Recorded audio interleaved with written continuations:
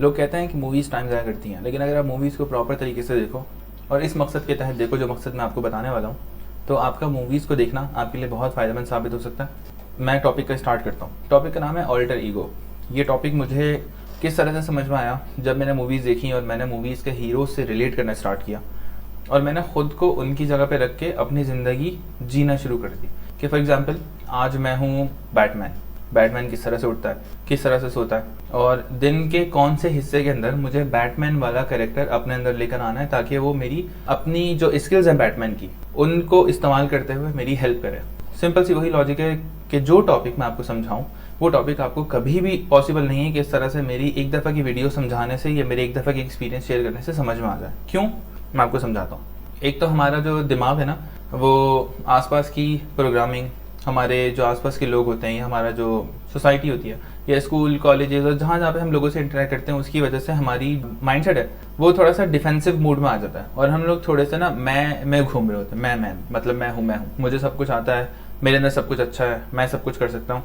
और हम लोग फिर एक दरवाज़ा बंद कर देते हैं, जिस दरवाजे का नाम ये है कि कोई बाहर से आके हमें डांटे, समझाए, कुछ बताए और फिर हमें वो चीज़ समझ में आ जाए। तो ये चीज़ समझने में आपको टाइम लगेगा, तो इसको टाइम देना, रिसर्च करना इसके ऊपर। और ये मत समझना कि ज़रूरी है कि आपका दिमाग उसी लेवल पर हो कि जिस लेवल पे आपको ये चीज़ समझ में आ जाए। मेरे साथ अक्सर ऐसा होता है कि मुझे एक बुक जैसे मैंने पढ़ी, फिर मुझे वो समझ में नहीं आती पूरी। 10 पॉइंट्स हैं उस बुक के अंदर, मुझे एक समझ में आ जाएगा। 1 साल बाद मेरा दिमाग थोड़ा सा और ग्रो हो गया, मैंने वो बुक दोबारा से सुनी, मुझे 2 पॉइंट समझ में आ गए। तीसरे साल के बाद मेरा दिमाग थोड़ा सा और ग्रो हुआ और मुझे तीसरा पॉइंट समझ में आ गया। एक तो इसका कनेक्शन होता है आपका दिमाग कितना ग्रो हुआ है, कितनी तवज्जो आप उस कॉन्सेप्ट को दे रहे हैं सीखते हुए, और तीसरी ये चीज़ कि आप किस जोन में चल रहे हैं। फॉर एग्जांपल बुक के 10 पॉइंट्स हैं और आपकी ज़िंदगी में उसमें से पॉइंट नंबर 5 का सिनेरियो चल रहा है, तो हो सकता है कि आपको पॉइंट नंबर 5 का सिनेरियो ज़्यादा इजीली समझ में आए। फिर जब अपनी ज़िंदगी के सेकंड सिनेरियो में आओ, किसी और सिनेरियो में आओ या ज़िंदगी थोड़ी सी चेंज हो जाए, फिर आप दोबारा उससे वो बुक सुनो और आपको फिर उस बुक के अंदर कुछ और समझ में आएगा। सेम चीज़ होती है हमारी मूवीज़ के अंदर भी। मूवीज़ के अंदर बहुत सारी हिडन चीज़ होती हैं जो कि हम लोगों को एक मरतबा देखने में समझ में नहीं आती, क्योंकि हमारा दिमाग चीज़ों को जिस तरह से प्रोसेस कर रहा होता है वो अक्सर जगह पे ना लिमिट कर देता है हम लोगों को। हम हो सकता है इमोशंस पे बह जाएं और डिटेल ना देखें, हो सकता है हम डिटेल देखते रहें और इमोशन से कनेक्ट ना हो हीरो के। बहुत सारी चीज़ें हैं जो कि आपको मास्टर करनी होंगी। ये जितनी भी चीज़ें मैंने आपको बताई हैं, ये समझ लें कि आप हीरे जवाहिरात हैं। मैं आपको जो एक एक सेंटेंस के अंदर मैं आपको एक दुनिया बता रहा होता हूँ पूरी, कि भाई इसके ऊपर रिसर्च करो, ये आदत अपने अंदर लेकर आ जाओ। मुझे इस आदत ने बहुत ज़्यादा फ़ायदा पहुँचाया है कि मैंने जब अपने उस्तादों के मुंह से कुछ निकलते हुए देखा ना, तो वो मेरे सीधा दिमाग में जाता था और घर आके मैं उसके ऊपर रिसर्च करता था। तभी जाके मुझे मेरे मेंटोर्स ने फ़ायदा पहुँचाया। मैं उनके साथ जब घूमता फिरता था तो मैं उनको नोट करता था कि वो किस तरह चलते हैं, किस तरह फिरते हैं, उनकी स्पीड क्या है ज़िंदगी गुजारने की, क्या वो स्लो हैं या वो दरमियान में है या वो बहुत हड़बड़ाहट में होता है। ये सारी चीज़ें मैं नोट कर रहा होता हूँ हीरोज़ के अंदर, अपने मेंटोर्स के अंदर और अपने आसपास वाले लोगों के अंदर। क्यों?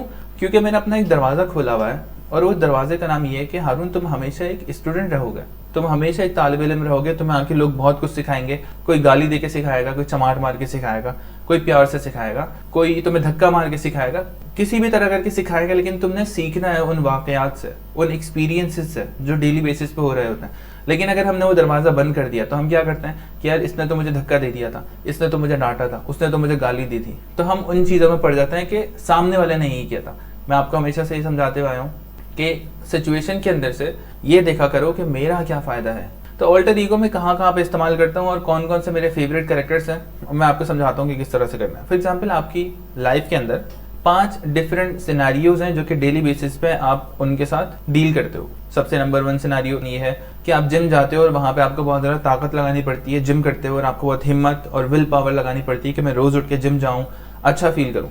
तो मैं अपने दिमाग में जब जिम जाने से पहले खुद को ये देखता हूँ कि भाई मैं बैटमैन की बॉडी इमेजिन करता हूँ कि फाइनल लुक क्या आएगा जब मैं जिम जाऊंगा। तो मुझे अपना जो फाइनल प्रोडक्ट है ना, जो मेरी बॉडी बनने वाली है, वो मुझे फील हो रही होती है। भले से मेरा मसल ग्रो हो ना हो, जिम में जो पोस्टर्स लगे हुए हैं वो मुझे फील हो रहे होते हैं कि एक दिन मेरी बॉडी एग्जैक्टली यही बनेगी। और जब मैं अपना कोई भी मसल ट्रेन कर रहा होता हूँ तो मैं उस कैरेक्टर को इमेजिन करता हूँ कि उस कैरेक्टर के कंधे कैसे थे। अच्छा भाई, मुझे अपने कंधे बिल्कुल प्रॉपर तरीके से फोकस करके लगाने ताकि मेरे जो शोल्डर्स हैं वो भी एग्जैक्टली उसी हीरो की तरह हो जाए, मेरी बैक एग्जैक्टली उसी हीरो की तरह हो जाए। फर्स्ट करो जिम के अंदर आप कोई सेट लगा रहे हो और आपको हिम्मत चाहिए, आपने 8 रेप्स लगा लिए हैं और आपको उसके 12 रेप्स करने हैं, 4 और रेप्स हैं और आपके अंदर ताकत नहीं है। तो अक्सर मैं खुद को एज अ हल्क इमेजिन करता हूँ। अब इमेजिन करो, अगर आपने खुद को हल्क इमेजिन किया और अगर आपने उसको फील कर लिया तो हल्क के अंदर कितनी पावर है आपसे ज़्यादा। तो वो पूरी की पूरी पावर हल्क को इमेजिन करते हुए, हल्क वाली पावर का इस्तेमाल करते हुए मैं एक्सरसाइज अपनी कंप्लीट कर लेता हूँ। अक्सर मैं अपने आप को सुपरमैन इमेजिन कर रहा होता हूँ, कभी मैं अपने आप को बैटमैन इमेजिन कर रहा होता हूँ। सिनेरियो नंबर 2, आप फुटबॉल खेलने गए हो, अब कौन सा कैरेक्टर प्ले करोगे आप? तो मैं जाऊंगा दुनिया के बड़े बड़े कैरेक्टर्स को देखूंगा और देखूंगा कि यार किसकी स्टोरी और किसका खेलने का तरीका मुझसे अलाइन करता है और मेरी वैल्यूज से मैच करता है, और मैं उस कैरेक्टर को पकड़ लूंगा। किसी कैरेक्टर के अंदर से आपको गेम समझ में आएगा, किसी कैरेक्टर के अंदर से आपको पर्सनालिटी समझ में आएगी, किसी कैरेक्टर का आपको दीन समझ में आएगा। अलग अलग चीजें मिल रही होती हैं आपको। कभी भी ऐसा मत करना, लोग ये गलती बहुत करते हैं। लोग बोलते हैं शाहरुख खान जहन्नम में जाएगा, शाहरुख खान ये करेगा वो करेगा। वो जहां पे भी जाएगा, देखो अगर मैं ये बोलता हूँ शाहरुख खान जहन्नम में जाएगा तो ठीक है, मैं लोगों की बात ना रिपीट करके बता रहा हूँ, मैं ही नहीं बोलता कि शाहरुख खान जहन्नम में जाएगा। अब ये जो जुमला मैं बोल रहा हूँ इसके अंदर से मेरा क्या फायदा? बस मैंने अपना एक ओपिनियन हवा में फेंक दिया। भाई करो ये कि आप शाहरुख खान की जिंदगी में जाओ और देखो कि जहन्नम में जाने वाले कौन से वो काम कर रहा है वो ना करो, जो जन्नत में जाने वाले काम कर रहा है वो कर लो। सिंपल सी चीज है। आप लियोनेल मेसी को, मैं ये नहीं कह रहा कि लियोनेल मेसी को अगर आप फॉलो कर रहे हो तो उसके जैसी नमाज पढ़ना शुरू कर दो या उसके जैसे यहूदी बन जाओ, समथिंग जो भी है वो। भाई मैं उसकी गेम को फॉलो कर रहा हूँ, सही, इस चीज को समझो। एक लिमिट लगाई है। मैं उसको अपना वालिद नहीं मानता, मैं उसको अपना खुदा नहीं मानता, नऊजुबिल्लाह, मैं उसको एक जस्ट अ फुटबॉल प्लेयर मानता हूँ, जिसको मैं ये देख रहा होता हूँ कि जब मैं फुटबॉल फील्ड पे निकलूं तो भाई ये बंदा हिम्मत नहीं हारता, ये बंदा बहुत सारे टैकल्स दे रहा होता, ये बंदा बहुत सारे असिस्ट दे रहा होता है, इस बंदे की आंखें बहुत खुली हैं। तो मुझे अपना वो कैरेक्टर अपने अंदर लेकर आना होता है, इसलिए मैं उसका अपना फुटबॉल का आइडियल मानता हूँ। रोनाल्डो भी मेरा फेवरेट है, नेमार मेरा फेवरेट है, इसके अलावा बहुत सारे प्लेयर्स हैं। तो हर प्लेयर की अलग अलग स्किल्स। फॉर एग्जाम्पल मुझे अब जो नटमैग निकालते हैं ना, पाँव के नीचे से बॉल निकाल के अंडा कर देते हैं, वो करना है। अब नटमैग में दुनिया का सबसे अच्छा प्लेयर मेरे ख्याल में आई थिंक नेमार है, जितना मुझे अंदाजा है मेसी भी है, लेकिन मुझे नेमार की नटमैग वाली स्किल्स थोड़ी पसंद है, तो मैं नेमार को सोचूंगा, मैं मेसी को नहीं सोचूंगा यहाँ पे। समझो इस चीज को। अब फॉर एग्जांपल मैं जा रहा हूँ किसी तकरीब के अंदर अपनी फैमिली के साथ, अब मुझे कौन सा कैरेक्टर प्ले करना है इसको नोट करो। मोस्ट प्रॉब्ली मैं उस टाइम पे शाहरुख खान का कैरेक्टर प्ले करूंगा, क्योंकि शाहरुख खान का जो ऑरा है, जो उसके अराउंड एक पर्सनालिटी और जो एक एनर्जी वो लेके चल रहा होता है, वो मुझे बहुत ज्यादा पसंद है। जो उसकी आंखों का वेट है। अच्छा मुझे नहीं पता था पहले शाहरुख खान के बारे में कुछ भी, और ये ऑरा के बारे में, और एक पर्सनालिटी और ये करिश्मा के बारे में कुछ भी नहीं पता था। लेकिन जब मेरे दोस्तों ने शाहरुख खान को स्टडी करना शुरू किया मेरे सामने, और फिर मैंने भी बहुत ज्यादा, जब मुझे चीजें समझ में आई तो मैंने इंटरेस्ट लेना शुरू किया कि शाहरुख खान ये कहता है कि जब मैं दिन में निकलता हूँ मेरी जहन में दो चीजें चल रही होती है कि मुझे एक काम करना, एक काम नहीं करना। एक काम ये है कि अगर तुमने किसी इंसान को नुकसान पहुंचाया तो तुमने पूरी कायनात को नुकसान पहुंचाया। ठीक है, आपको मफहूम समझ में आ गया होगा। किसी ने एक बंदे को मारा, कत्ल कर दिया, तो उसने पूरी कायनात को कत्ल कर दिया। मुझे वो नहीं करना।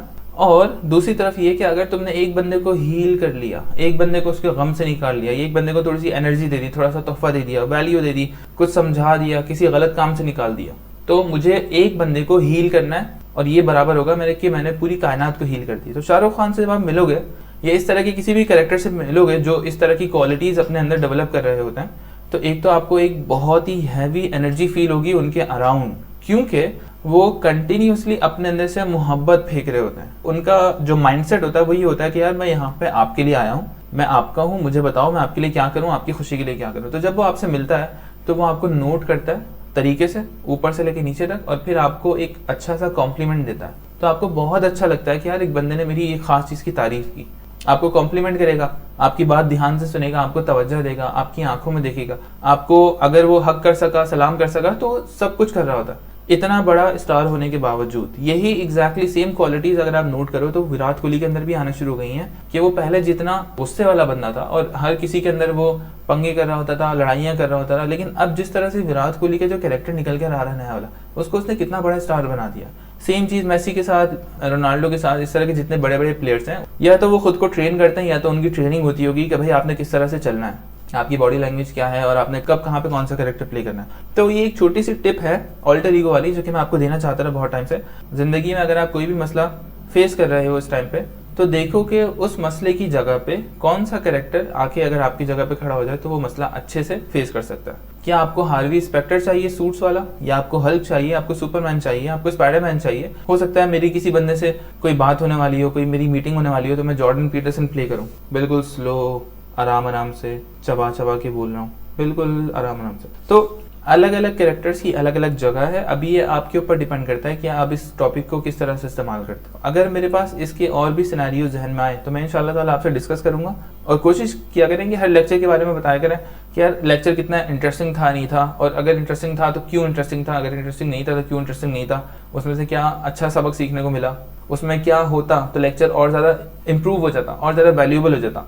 तो क्या चीज़ ऐसी ऐड करें नेक्स्ट वीडियो के अंदर हम लोग के इस टॉपिक के ऊपर हमें और चीज़ समझ में आए और ज़्यादा हम इस टॉपिक को अच्छे से इस्तेमाल करना शुरू करते हैं। तो मुझे आपका फीडबैक का हमेशा इंतज़ार रहेगा। जज़ाकल्लाह अपना टाइम देने के लिए। अल्लाह हाफ़िज़। अल्लाह ताला आपको खुश रखे।